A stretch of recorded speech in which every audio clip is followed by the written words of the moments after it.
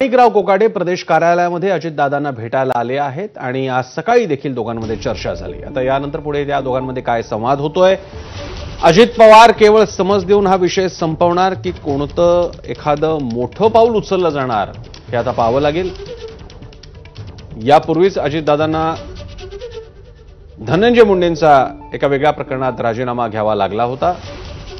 त्यानंतर आता त्यांच्या कमबॅकची चर्चा असतानाच पुन्हा एकदा आणखी एक राजीनामा राष्ट्रवादी काँग्रेसच्या खात्यावर केला जाणार का हे पाहावं लागेल।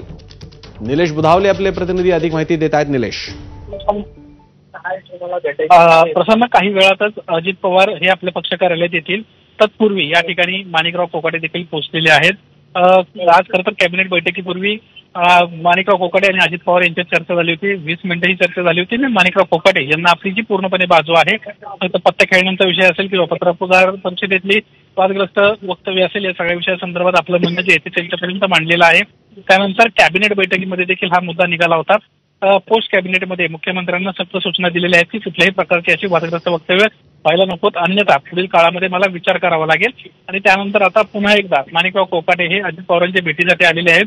काही वेळातच अजित पवार पक्ष कार्यालयात येतील आणि त्यानंतर पुन्हा एकदा हे दोन्ही महत्त्वाचे नेते भेटताना पाहायला मिळतील। अद्याप त्यांच्या राजीनाम्यासंदर्भात निर्णय झाला नसला तरी अजित पवार आज जी काही पत्रकार परिषद घेतील त्यामध्ये काय बोलतायत ते पाहणं महत्त्वाचं राहणार आहे। अजित पवारांचा आज पक्ष कार्यालयात जनता दरबार आहे आणि त्या जनता दरबार नंतर अजित पवार माध्यमांशी बोलण्याची शक्यता आहे। धन्यवाद निलेश, तुम्ही दिलेल्या माहितीबद्दल।